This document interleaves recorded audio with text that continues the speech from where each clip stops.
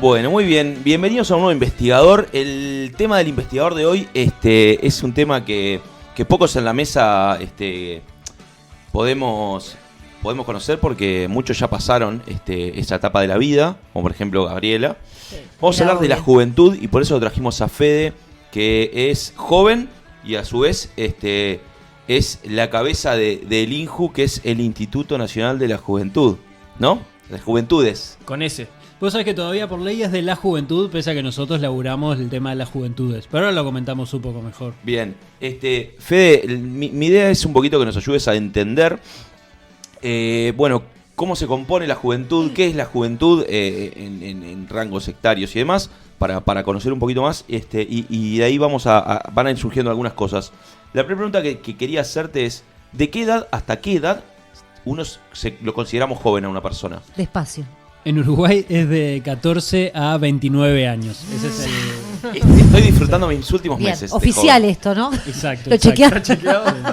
Lo primero que me pidieron cuando asumí en este rol fue si lo podía correr un poquito hacia los 35, No hay 40. En un momento la gente joven era hasta 34. Que yo recuerde, no. Siempre fue ahí. hasta los 29. Sí. Sé, Pero digo, esto cambia mucho entre países, ¿eh? Está bueno pensarlo. Por ejemplo, en España sí es hasta los 35. Tal vez tenga que ver con su pirámide demográfica. Tal vez en Uruguay en algún momento sea necesario plantearse algo de esas características.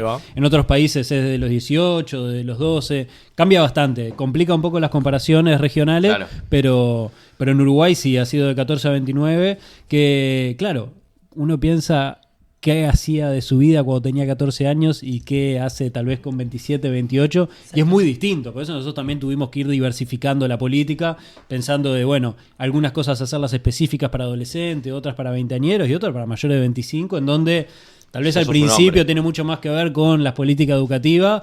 Ahora, sobre el final, por ejemplo, la vivienda y el trabajo cobran otra importancia. Y eso, tiene que ver también con ir diversificando la política pública de juventudes, que en términos históricos es algo bastante novedoso. Hoy estamos reacostumbrados a pedir políticas de infancia, políticas de personas mayores, de jóvenes, pero hace 30 años a nadie se le pasaba por la cabeza hablar de políticas de juventud. Se hablaba así de la educación, del trabajo, de la salud, a veces cruzado por edad, pero no estaba previsto que hubiera una mirada específica de juventudes. El INJU nace a principios de la década del 90, en el gobierno del Partido Nacional. Y y ahí es verdad que fue de los primeros países en incorporar una perspectiva de juventud. Ahora, también es verdad que como en tantos otros países, la política pública nace más desde un paradigma de riesgo. ¿Qué quiere decir esto? Los jóvenes hacen mucho relajo, no nos dejan dormir de noche. Tenemos que desarrollar políticas que contengan el ocio, sí, ¿no? Claro. Generar infraestructura deportiva, que se cansen. Que se cansen en la tarde, cosa que de noche no jodan. Y eso permaneció mucho tiempo acá, permanece todavía en la región y en el mundo, y nosotros hemos ido intentando combatir ese paradigma con un paradigma de promoción de derechos y de diversidad de juventudes. Por mucho tiempo la política pública intentaba que los jóvenes rápidamente se adaptaran al mundo adulto, ¿no? Se hicieran adultos. Exacto. Y que fueran a la franja cuanto antes. Que fueran a forma y semejanza del adulto, ¿no? Que tenían que ser responsables, cortarse el pelo, vestirse bien, tenían que rápidamente dejar de ser adolescentes. Y de hecho, la adolescencia se veía como un momento de transición entre la infancia y la adultez. Y cuanto más corta fuera, mejor para todas y todos. Hoy no. Nosotros decimos, es un momento que vale la pena ser vivido. No hay que apresurar la adultez, está bien que se disfrute. Y hay muchas adolescencias, muchas juventudes, y que no tienen por qué ser preparación o construcción hacia una idea de adulto estereotipada. De hecho, lo que tratamos es que cada vez más el mundo adulto se parezca a lo que los adolescentes y jóvenes proponen en términos de transformación de la sociedad. Y eso es un cambio de paradigma radical que de hecho en Uruguay fue bastante novedoso y lo viene siendo en la región. Nosotros nos miran, ¿no? Sí, en ese sentido. Sí. Somos medios pioneros en la región. Uruguay es muy respetado, posta, fuera de, obviamente en temas de juventud, pero también en temas de políticas sociales en general. Esto es imposible hablarlo acá en Uruguay, no hay profeta en su tierra, pero sí, Uruguay es muy, muy respetado. Será por esta idea de país chico, jugado, conservador, pero al mismo tiempo arriesgado. Es súper respetado. Vos decís que sos de Uruguay y la gente se calla a escucharte. Es como un efecto mágico que yo no me lo esperaba las primeras veces que tuve que interactuar en foros internacionales. Pero sí, y bueno, creo que que no es casualidad. O sea, nosotros verdaderamente cada vez que participamos en foros internacionales vamos muy preparados, con mucho trabajo previo, sabemos qué vamos a decir, no vamos de paseo, digamos, verdaderamente hacemos los deberes.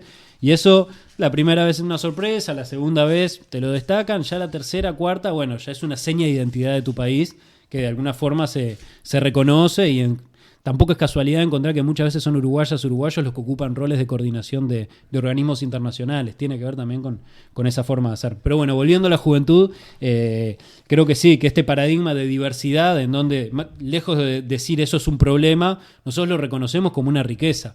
Decimos, bueno, en Uruguay por mucho tiempo nos empecinamos en buscar la riqueza abajo de la tierra, buscando pozos de petróleo o cosas de esas, cuando en realidad la mayor riqueza que tiene Uruguay hoy es su gente, y en buena medida es la diversidad de la juventud, las ideas nuevas que traen y ese espíritu de no aceptar lo que viene como dado, no aceptar las tradiciones por simple conservadurismo, sino decir, no, mirá, las tradiciones, las generaciones de nuestros padres, de nuestros abuelos se construyeron de forma violenta, desigualitaria, con demasiados privilegios. Nosotros queremos construir una sociedad distinta. Y nos animamos a cosas muy locas que yo que estudié comunicación, capaz que ustedes también, pensar hace 10, 15 años que hoy vamos a estar discutiendo algo llamado lenguaje inclusivo, era disparatado. Sí, más allá de si estamos de acuerdo o en contra. Supuesto. Lo que digo es, hubo una generación que se animó a empezar a cambiar las palabras porque hay un paradigma político detrás de eso. Eso es muy jugado, muy, muy jugado. Y la verdad es que lo están haciendo con relativo éxito. O sea, lejos de que a nosotros nos moleste. Con que se hable ya es parte del éxito. Pero hablar con cualquier adolescente está súper incorporado en los temas de lenguaje inclusivo. Yo no digo que vaya a cambiar la lengua. No, ahora, por supuesto, hay una lucha política que la podremos trivializar, banalizar. Ahora, están muy metidos en eso. O sea, y no es porque les gusta más una vocal que la otra. Es porque entienden que hay una desigualdad entre varones y mujeres y que tenemos que dar esa lucha en todos los espacios posibles, incluso en el espacio de la comunicación.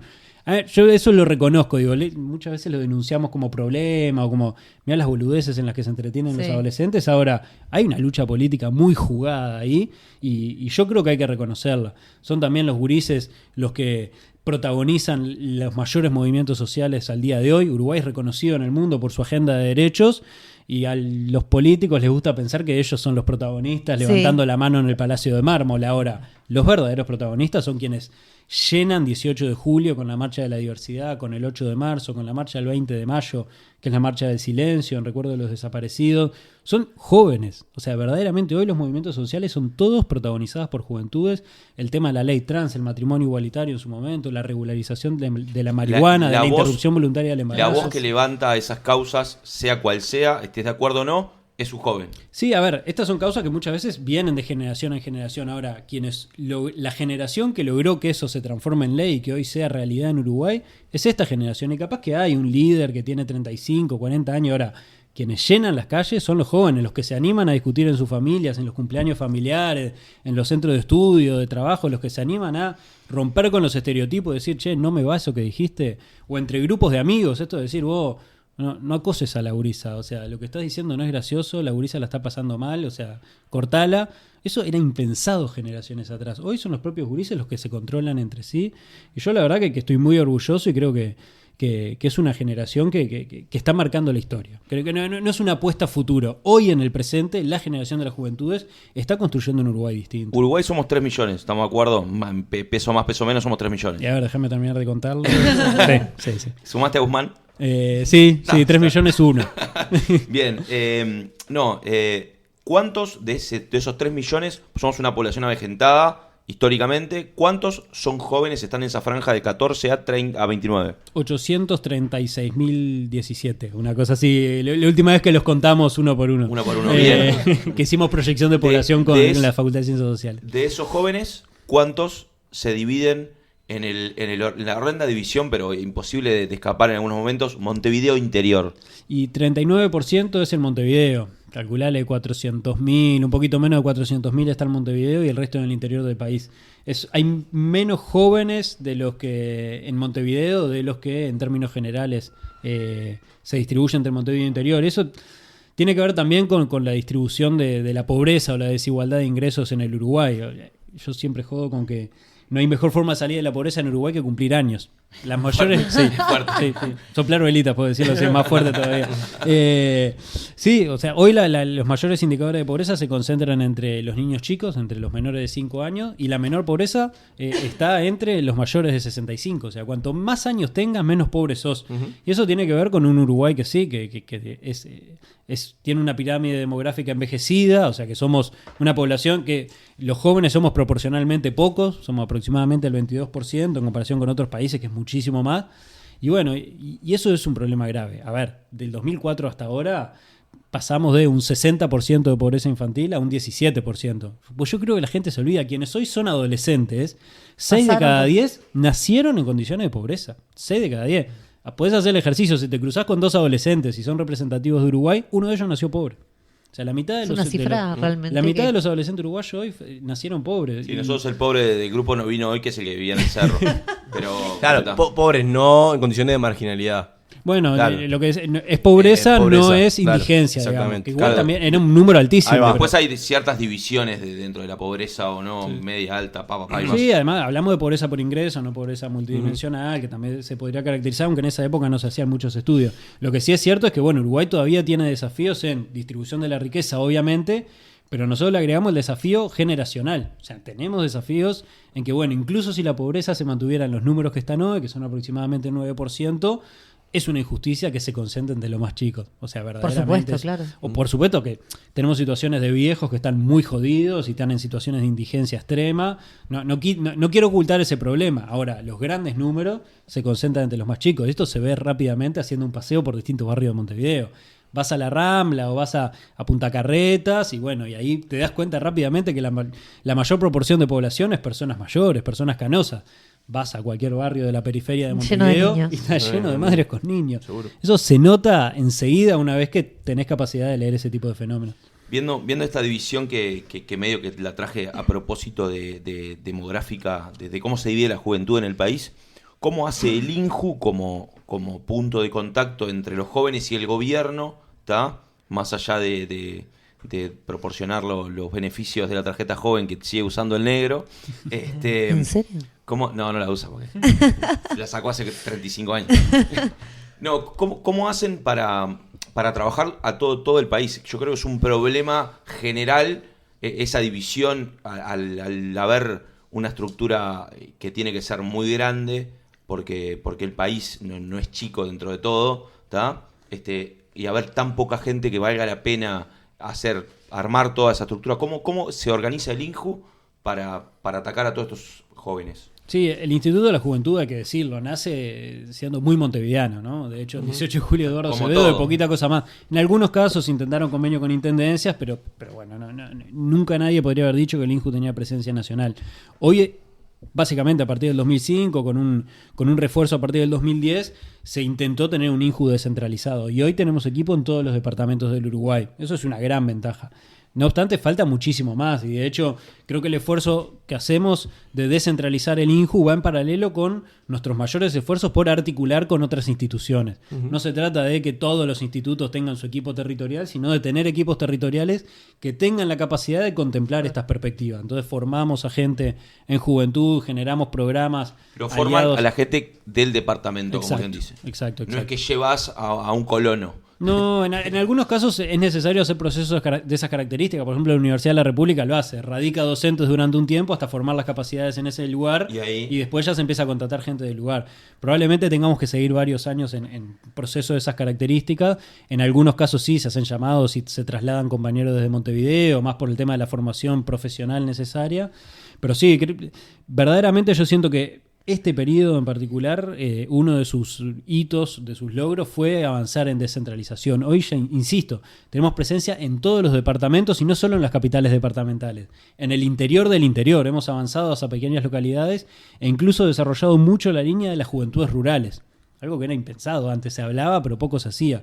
Hoy tenemos fondos de iniciativas juveniles para jóvenes rurales con la Oficina de Planeamiento y Presupuesto, con la OPP, con la Dirección de Desarrollo Rural del Ministerio de Ganadería, Agricultura y Pesca, y recientemente firmamos un convenio con Colonización, y en Uruguay, por primera vez en la historia, hay llamado a predios de colonización dirigidos específicamente a jóvenes de 18 a 29 años. Actualmente tenemos en predios en el departamento de Canelones, de La Valleja, y en pocos días vamos a lanzar un nuevo predio en Salto. O sea, por primera vez la política rural está incorporando una perspectiva de juventudes, como hace un tiempo lo hizo, por ejemplo, en género. Esa transversalización de temáticas en donde seguiremos avanzando en temas como afrodescendencia, discapacidad, diversidad sexual, bueno, hace sin duda alguna a un entramado de un Estado mucho más presente, mucho más conectado con los problemas reales de la gente y sin duda alguna, bueno, con una mucho mayor vocación de combatir las desigualdades y los privilegios. O sea, Uruguay sigue teniendo elites, sigue teniendo gente muy privilegiada y bueno, poder tener políticas que pongan el foco en quienes toda la vida fueron los postergados, los excluidos, bueno, sin duda alguna empieza a equilibrar un poquito más la balanza. Tengo una frase en la cabeza que se me viene siempre que veo a las generaciones que vienen atrás de la nuestra, de que son un poquito más apagadas y menos participativas, y me siento muy abuelo cada vez que la pienso. Pero te pregunto, vos que estás más cerca de los jóvenes, yo estoy yéndome, y ellos ya se fueron hace años, ¿cuál es la participación? ¿Cómo hacen los jóvenes para, no solamente con el INJU, ¿no? pero para participar de actividades preparadas para los jóvenes? Sí, decir que las juventudes participan menos que antes es una falacia. Es un bolazo, es una boludez. La verdad que lo que sí pasa, y creo que es un poco la explicación de ese discurso, es que los jóvenes no participan como las generaciones anteriores participaban. Yo creo que la generación de nuestros padres y de nuestros abuelos creían que la única forma de participar era militar en un partido político o en una organización barrial y poca cosa más. Yo creo que lo que hoy está pasando es que los jóvenes han diversificado sus formatos de participación. Hoy, por ejemplo, vemos que hay muchos más jóvenes militando políticamente, pero desde una perspectiva temática. Tenemos jóvenes que militan el tema medio ambiente, jóvenes que militan el tema género, jóvenes que militan el tema diversidad sexual, discapacidad y un largo etcétera. Eso antes, si bien pasaba, no habían grandes movimientos temáticos. Hoy los hay, y de hecho muchas veces los jóvenes prefieren inscribirse en movimientos liderados por organizaciones sociales que recurrir a las viejas organizaciones político-partidarias que después tendrán que ver cómo captan estos movimientos sociales y cómo toman agenda de ahí. Pero va cambiando el formato. Y otra cosa que quiero agregar es que muchas veces se olvida que también la participación artística implica compromiso político. Cuando un gurí empieza a hacer arte, empieza a hacer música, hace hip hop, hace rap, hace freestyle y denuncia las desigualdades de una sociedad y exige que se solucionen, también es una forma de hacer política y de participar comprometiéndose con los problemas de la realidad. Claro, son formatos que para el mundo adulto son súper difíciles de agarrar, de capitalizar, de explotar. Ahora, no por ello dejan de estar ahí. Para mí es súper importante que Uruguay reconozca esos formatos de participación y que entienda que los jóvenes tal vez hoy participan más que nunca, y no solo participan más que nunca, están teniendo más logros que nunca. Yo creo que nunca antes en la historia, en tan poco tiempo, los jóvenes lograron tantas conquistas en materia de avance de derechos. Yo estoy convencido que mis hijos y mis nietos van a leer en los libros de historia lo que está pasando por estos años. Esos espacios de participación, esos programas que el INJU propone, ¿cómo hacen los jóvenes? ¿Se acercan mismo al centro? ¿El centro les propone un espacio para poder reunirse? ¿O mismo establecen diferentes programas para que la gente o los mismos gurises se arrimen ahí? Sí, ¿Cómo es que funciona? Tal vez nuestra intención ha sido no concentrarnos estrictamente en los programas que son de INJU. Si bien los hay muchos, se han diversificado. Pero cuando a mí me toca hacer este tipo de difusión pública, trato de invitar a que se contacten con cualquier plataforma de participación. Bien. Que militen en partidos políticos, que militen en organizaciones sociales, que hagan una banda con amigos. Comprometerse con algo. Que hagan lo que más les gusta. No necesariamente los programas de INJU nuclea el INJU. Que los programas que hace el INAU, los liceos. Sí es verdad que la forma de contactarse con el INJU a nivel de nacionales, por supuesto a través de las redes sociales, esa es la primera vía de contacto, y también a través de las oficinas del MIDES, de las oficinas de las organizaciones sociales que gestionan este tipo de servicio. Verdaderamente en territorio, en los barrios, en los departamentos, está mucho más visibilizado este tipo de acciones y los gurises conocen mucho más de primera mano de lo que a veces tenemos la sensación aquí en Montevideo, que al ser mucho más grande es más difícil de acceder. Claro. Hoy en Montevideo, por ejemplo, está la Casa INJU, hay un centro de información de la juventud, hay un 0800 gratuito, están las redes sociales, hay un montón de formas de acceder, pero yo tengo la sensación de que los jóvenes encuentran los canales por los cuales llegar a la información que requieren, y lo importante es que las puertas estén abiertas siempre que ellos busquen esas aperturas. ¿Dónde está el mayor desafío hoy? Bueno, yo en esto soy bastante materialista. Yo creo que los mayores desafíos hoy siguen estando en los temas más tradicionales y ordenados. A ver, me cuesta hacer el 1, 2, 3, pero sin duda alguna hoy creo que los mayores desafíos son trabajo y vivienda. O sea, estoy convencido de eso. Por supuesto, podría decir avanzar en derechos, salud sexual y reproductiva, discapacidad, jóvenes y conflicto en la ley. Hay un montón de migrantes, hay un montón de temas emergentes. Ahora, los temas tradicionales siguen siendo los que representan mayor desigualdad por generaciones. Hoy el desempleo anda en, si no me equivoco, 9%, 8-9%, si no me equivoco, ahora creció un poquito. Ahora, el desempleo entre jóvenes es del 17%. Es casi 3 veces más, es casi 2 veces y medio más que en el global de la población. Ahora, un dato que solemos olvidar es que el desempleo, por ejemplo, entre mayores de 30 años es de 5%. O sea, verdaderamente, si bien nosotros decimos, bueno, perder trabajo a los 45 años es un drama, en realidad mucho más drama es para un joven acceder a una primera experiencia laboral en términos decentes. Ese sigue siendo un problema. Y para nosotros lo fue en su momento también. Sin duda. ¿Cómo sufriste el 2 años de experiencia? Nos exigían de la experiencia. 18 años. Estabas aún no habías hecho una experiencia laboral. Necesitías tener cierta formación. O sea, era muy complicado poder ingresar. Es un drama. La política pública antes, en términos laborales, era simplemente la formación profesional, que eso se sostiene y se ha multiplicado. Ahora, también hoy existen instrumentos nuevos como es la Ley de Empleo Juvenil, una ley que promueve la contratación de jóvenes con importantes subsidios por parte del Estado. Por ejemplo, en materia de trabajo protegido, el Estado subsidia hasta un 80% del sueldo del joven en la medida que la empresa lo contrate. Durante un tiempo, con un sueldo máximo, etcétera. Pero hay instrumentos interesantísimos. El programa de Uruguay Estudia, creo que también. El programa Uruguay Estudia, el programa Yo Estudio Trabajo, que es una primera experiencia laboral en el sector público, por donde ya han pasado más de 4.000 jóvenes en estas últimas ediciones. O sea, hoy hay un aparato que, claro, todavía no ha logrado mover la aguja del todo, pero hay una voluntad política detrás de eso y bueno, sin duda alguna la macroeconomía, la política pública.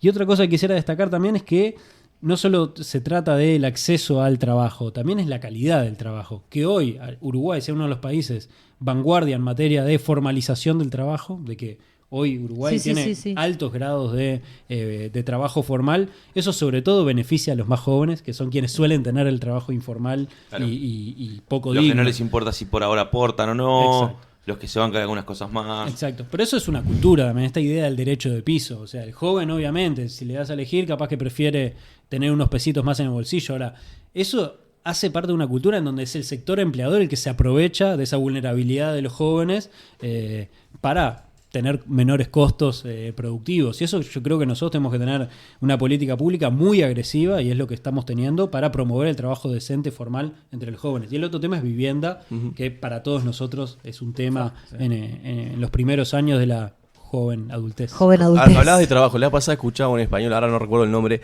que decía un niño o una niña que ingresa ahora al sistema educativo con 4 o 5 años, cuando egrese, cuando tenga 18 años, el 85% de los empleos aún no fueron creados. Sí. O sea, a lo que es una sociedad que aún no imaginamos y estamos formando personas que, para una sociedad que es desconocida. Exacto. Es una incertidumbre. Sí. Qué desafío que tienen, ¿no? Qué desafío que hay. Es impresionante. Y de hecho, bueno, los contadores se dicen que en 10 años van a desaparecer. Eso, a ver, puede, al menos como lo conocemos ahora. A ver, esto te puede dar o la perspectiva del apocalipsis total. Para las dos escuelas, ¿no? El apocalipsis total o bueno, cómo aprovechar esta oportunidad para un país chiquito que apuesta a la calidad, que no apuesta a las cantidades. Y esto creo que es bien interesante. Nosotros, a ver, esto lo sabemos y lo estudiamos, y de hecho nos lleva al tercer eje prioritario para mí, que es la educación. O sea, es clave que la educación funcione en clave de democratizar el conocimiento como herramienta para combatir la desigualdad. Nosotros sabemos que la desigualdad se combate con mejor distribución del conocimiento. El conocimiento es poder y el poder es riqueza. Eso es así. Cuando el conocimiento se reduce a pocas manos, se reduce el poder a pocas manos y se reduce la riqueza en pocas manos. Entonces, que hoy Uruguay tenga la mayor matrícula de estudiantes en su historia, que hoy las juventudes tengan cada vez más posibilidades de acceso a una educación diversificada, descentralizada, con mayor presupuesto y con mejor infraestructura. La infraestructura educativa de estos años es verdaderamente deslumbrante y nada tiene que envidiarle en la mayoría de los casos al primer mundo. falta muchísimo en investigación, en alcanzar los porcentajes del PBI que nos habíamos planteado. No obstante, está clara cuál es la vocación de que la educación sea prioridad. De hecho, en las pocas posibilidades que tuvimos de incrementar presupuesto en este año, siempre la educación fue prioridad y fue ahí donde se puso los recursos que se pudo disponer. Y sí, está claro que en el marco de una cuarta revolución industrial que está transformando el mundo del trabajo, en donde la clave es la incertidumbre, lo que tenemos que desarrollar son capacidades de adaptabilidad. Exactamente, seres versátiles, que puedan, pensantes, que puedan adaptarse a diferentes realidades, diferentes situaciones. Que no es necesariamente criar robots, digamos. No. O sea, lo tengo claro, pero digo, a veces se confunde eso de que, bueno, tenemos que pensamiento computacional, etcétera, que es súper importante. Ahora, sobre todo lo que tenemos que formar es en capacidades de adaptación y de creatividad. A veces se suele hablar de esto del emprendedurismo, podría hablar media hora del tema porque lo he estudiado mucho, pero sobre todo yo creo que lo que es importante es la capacidad de innovación social. No tanto de innovación y que la única variable sea la rentabilidad económica, ¿no? A veces parece que el mejor emprendimiento es el que nos hace millonarios. Bueno, yo discrepo un poquito. Yo creo que el mejor emprendimiento es el que nos hace un poquito más igualitario y más justo. Un emprendimiento que tenga la capacidad de incluir a personas con discapacidad, que tenga la capacidad de equilibrar los roles entre mujeres y varones. Bueno, esos son el tipo de emprendimientos que ojalá nos ayuden a combatir la desigualdad. Porque ¿sabes cuál es el tema? Cuando han habido transformaciones tecnológicas tan profundas como la que estamos viviendo ahora, no como la que se nos viene, como la que estamos viviendo, el riesgo es que las brechas de desigualdad se ensanchen. Yo creo que nuestro desafío es aprovechar la transformación tecnológica para reducir la brecha. El Plan Ceibal es un gran ejemplo de ello. Aprovechó la transformación tecnológica, la digitalización, para reducir las brechas, y hoy Uruguay es ejemplo en el mundo en cómo no hay grandes diferencias en los niveles de acceso a Internet entre el primer quintil, entre los más pobres y los más ricos. Eso fue un ejemplo de política. Que se haya decidido que la fibra óptica no empiece por los barrios más ricos, sino que se distribuya de forma equitativa en todo el territorio nacional, también es una decisión de política, y hoy nuevamente nos pone a la vanguardia en términos de conectividad en toda la región. Yo creo que los resultados de ese tipo de políticas se verán en los próximos años, sin duda alguna. Sí, yo creo que es algo fundamental entender que el empleo a nivel mundial, las compañías buscan más personas que tengan desarrolladas las habilidades blandas que le llaman, la capacidad para resolver problemas, para desenvolverse con los demás, que las habilidades técnicas, el trabajo en equipo. Yo es una discusión que tengo con mi padre, porque no tengo un título, entonces él vieja escuela, de que no, primero te tenés que recibir y después empezar a trabajar.